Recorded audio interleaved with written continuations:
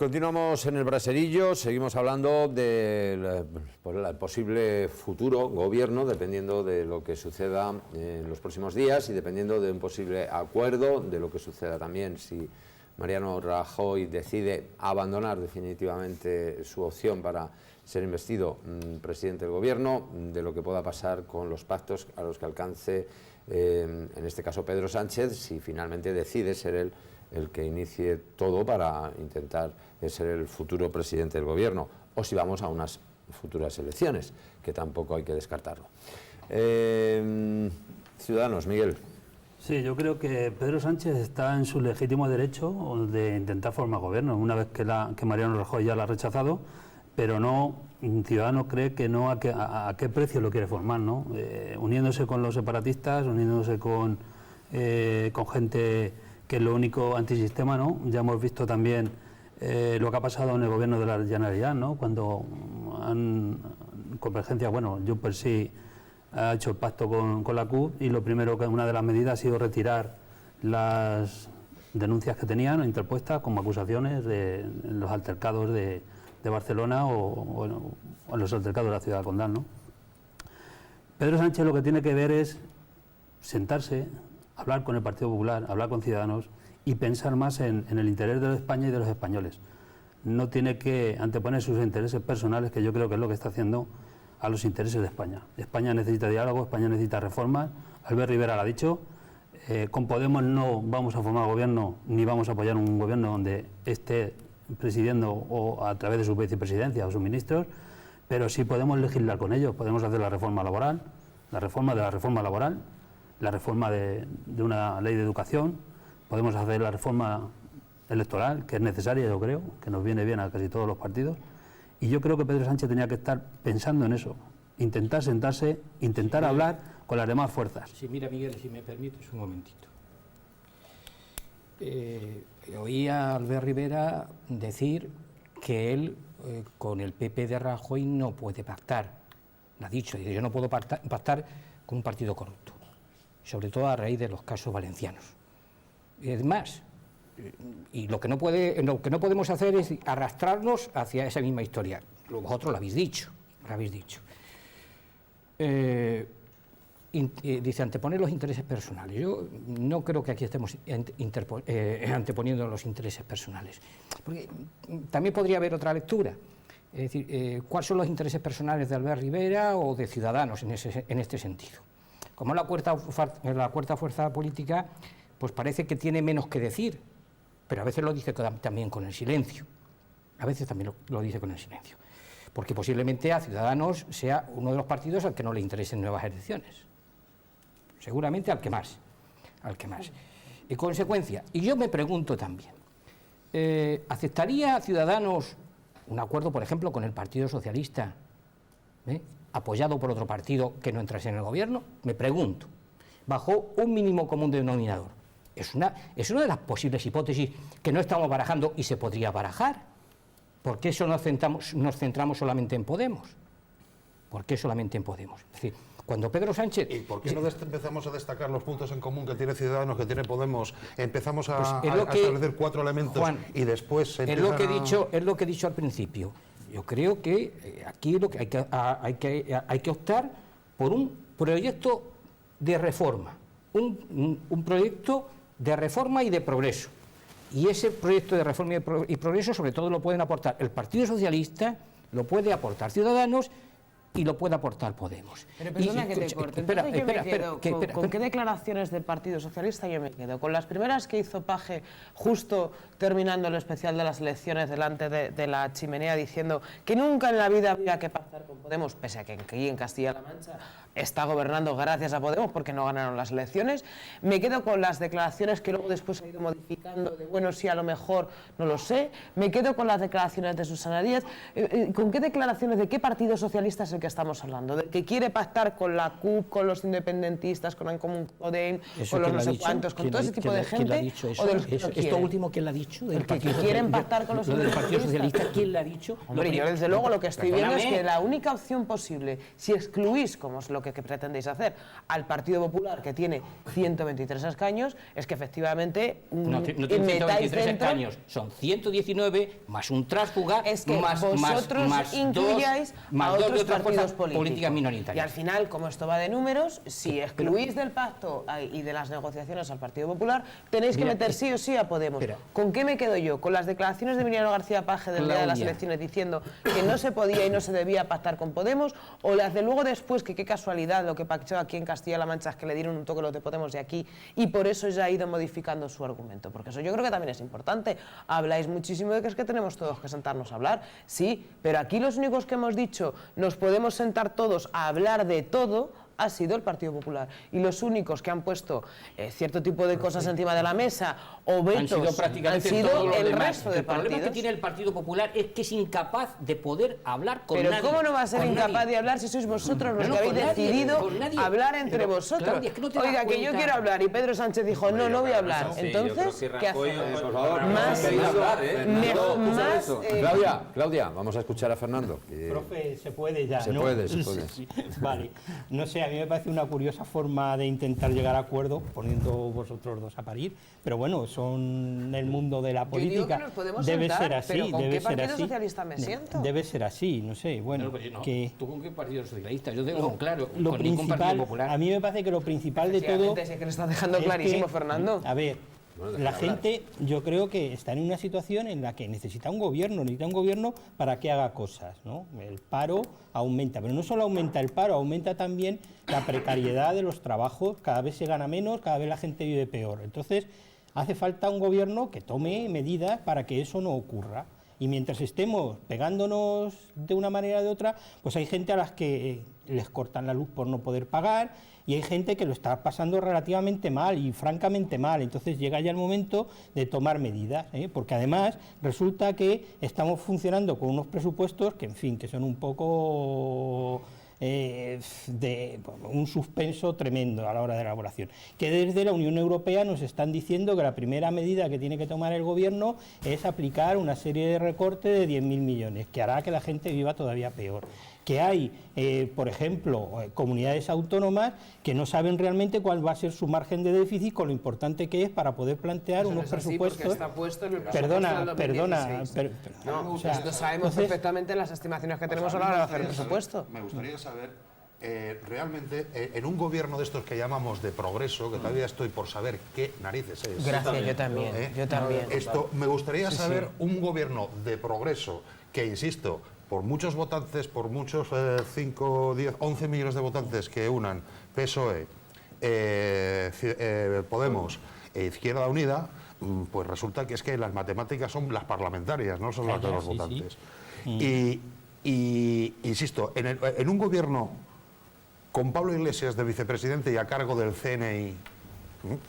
Y de la tele, y del Ministerio de Interior... Como se han autoproclamado... Lo ha dicho lo ha dicho ellos. No, lo ha dicho vosotros y Pablo Iglesias. Bueno, vosotros que lo estáis repitiendo lo que dijo Pablo Iglesias. El PSOE no ha dicho nada de que vaya a aceptar ese gobierno, en el momento que tenga que aplicar los recortes que tiene Bruselas, ¿cómo se sostiene? En el momento en que la OTAN le pida a España que mande fuerzas por una cuestión de aumento del terrorismo islamista, ¿cómo se sostiene ese gobierno? En el momento en que en Cataluña haya un movimiento del Parlamento del Gobierno condenable vía tribunales hacia la independencia, ¿cómo reacciona un gobierno en el que están metidos una serie de grupos que tampoco los controla Pablo Iglesias, que están por el derecho a decidir?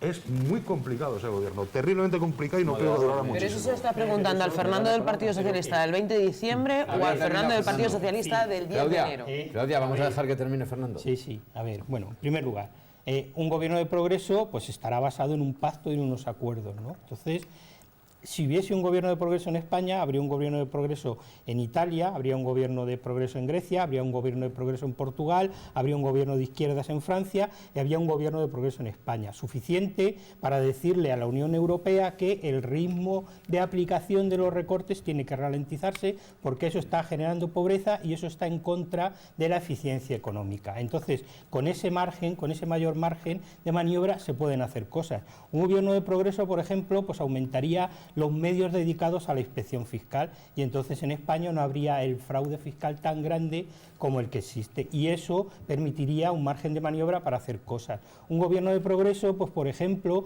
pues plantearía una reestructuración de la deuda de la comunidad autónoma, por ejemplo la nuestra, que es bestial, 13.000 millones, que nos cuesta cada año 400 y pico millones de euros. Un gobierno de progreso montaría una manera de que ese coste de la deuda sería inferior a esa posibilidad. O sea, ahora mismo no hay un gobierno de coalición en Castilla-La Mancha de esa manera, hay un gobierno del PSOE apoyado por un partido que obtuvo una representación minoritaria en Castilla-La Mancha, que fue los diputados de... Sí, por favor.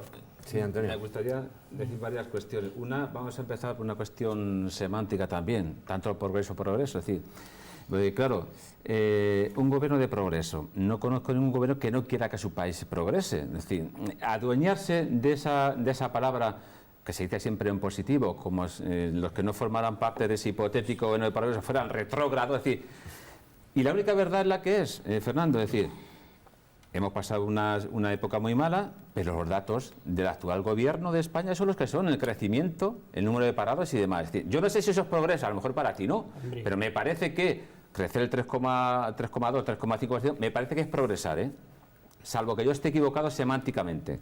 Entonces yo creo que hay que terminar con ese tipo de cuestiones semánticas que parece que unos, por derecho, no sé, por ciencia infusa, ya son progresistas, progresan hacia adelante, los demás van hacia atrás. No, los hechos son los que demuestran eso. Segunda cuestión, el tema del pacto de hablar, y pues decía Fernando, es que Rajoy no puede hablar con nadie. Y va Rajoy y dice, ¿quiere hablar? Y dice, no. Entonces, a mí me parece... El problema es de 4 años. Pero a mí esa situación me parece un diálogo de besugo, es decir, o hablamos o no hablamos, porque es que además, si nos vamos a nuestros pueblos, a la calle, yo creo que la gente que ha votado al Partido Socialista y a la gente que ha votado al Partido Popular hablan en la calle, ¿no? Yo creo que los televidentes que nos están viendo en este momento, que han votado al PSOE, ¿no hablan en sus pueblos, entre ellos? Me parece incluso cada vez de forma más sencilla que a lo mejor con otras formaciones. Y luego, por último, el tema de cuestiones inéditas. Ha comentado Juan, es decir, ¿desde cuándo aparece la tercera fuerza política y te hace el gobierno, te hace medio gobierno? ¿Esta es la nueva política? Pero, ¿en qué país vivimos? Hombre, que esto no puede ser, hay cuestiones que es una tomadura de pelo. Y luego también se está hablando mucho de reformas de la Constitución.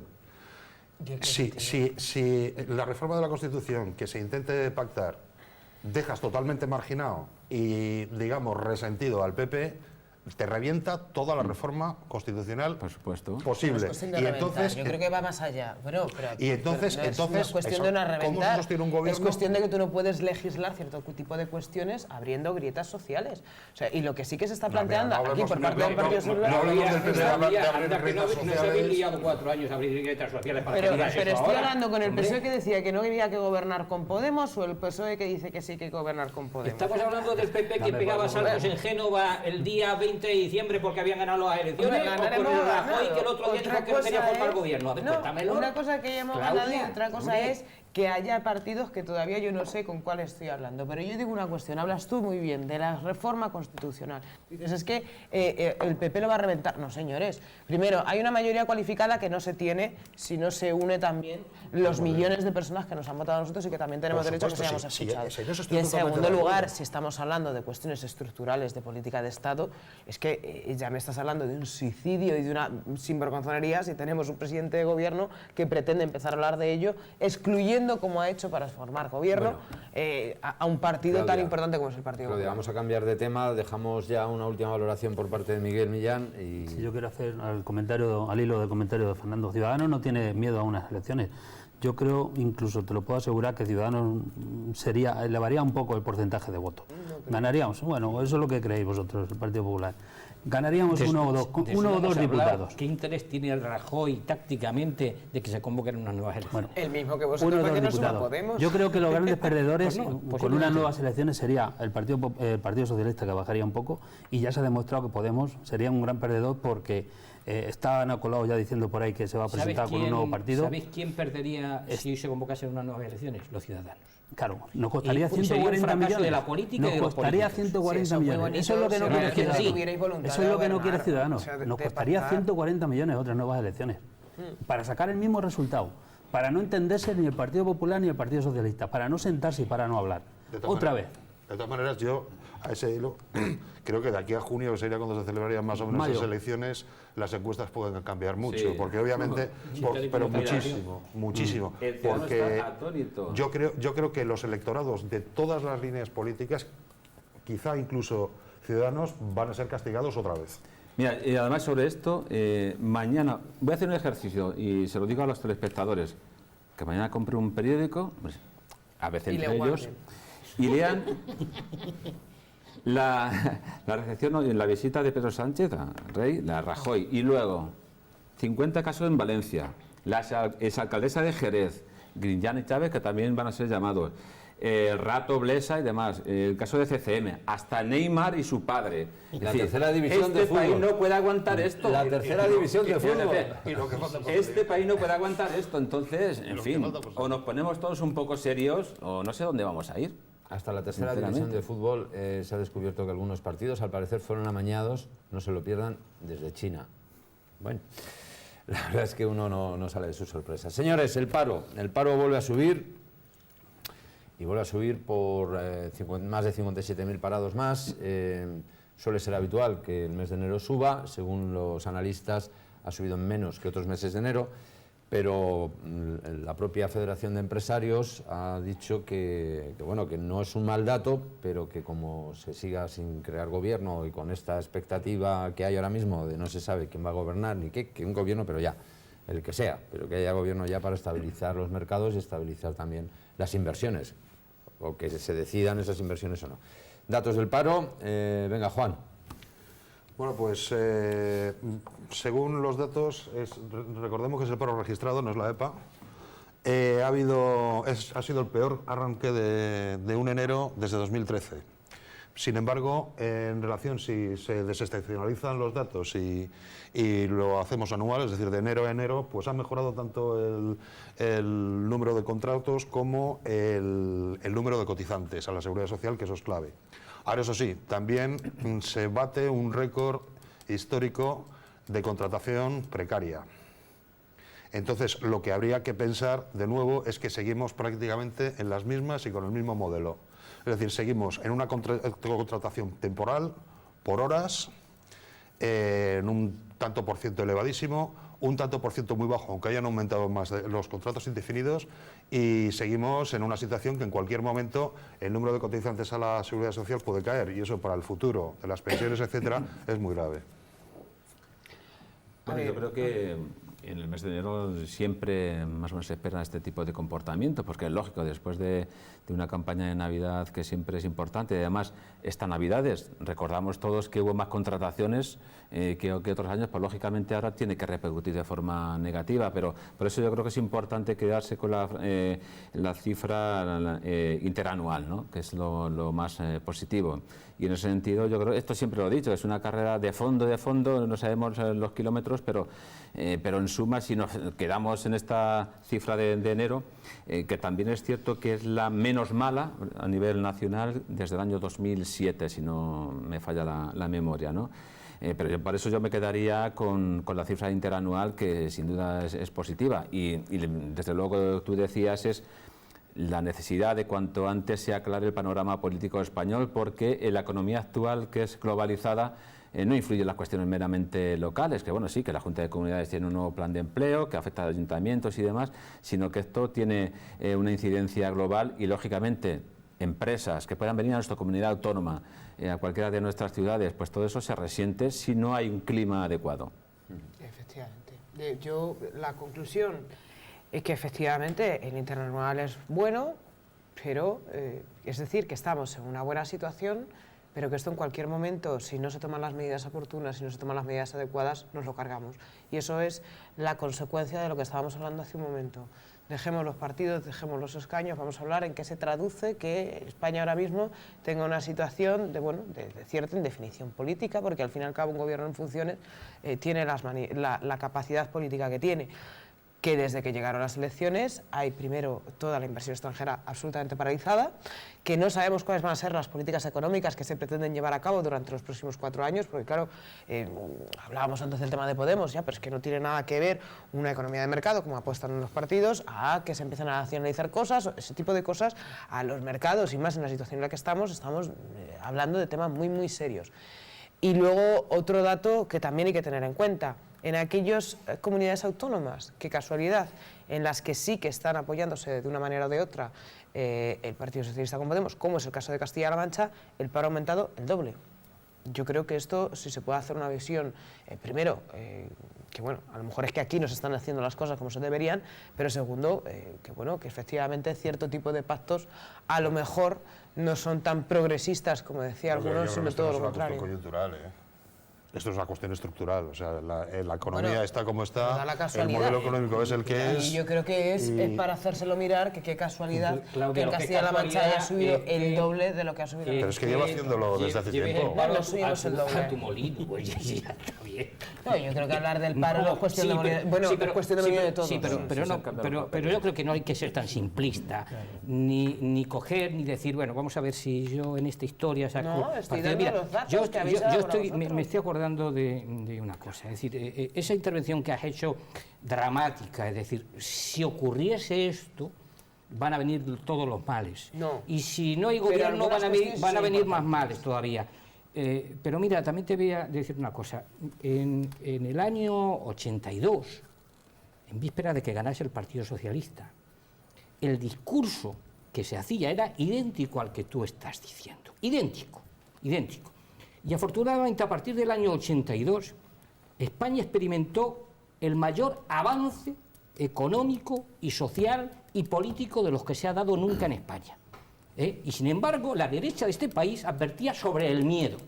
Y por tanto, lo que estoy diciendo es que se para, es que las inversiones... Pero es que eso es una realidad. No, ninguna realidad, es lo que tú me estás contando. Y entonces has asociado un paro estructural que en enero siempre ocurre, porque como consecuencia de que se despida mucha gente, porque se han acabado las rebajas, porque no sé qué historia, has cogido el... No, es que esto puede ser causa de... No, mire usted, que no. Pero me alegra que digas esto, porque yo te he estado oyendo otros meses de enero durante estos últimos años y nunca has hablado de que es una cuestión estructural y lógica Claudia, de que acaben las campañas. Porque no era mi competencia cuando estaba en las Cortes. Por lo tanto, en otros sitios no solamente hablabas en las Cortes. Sí, pero me puedes haber oído muy pocas veces, ¿eh? Pero lo que no puede ser es que, en fin, vamos a ver, resulta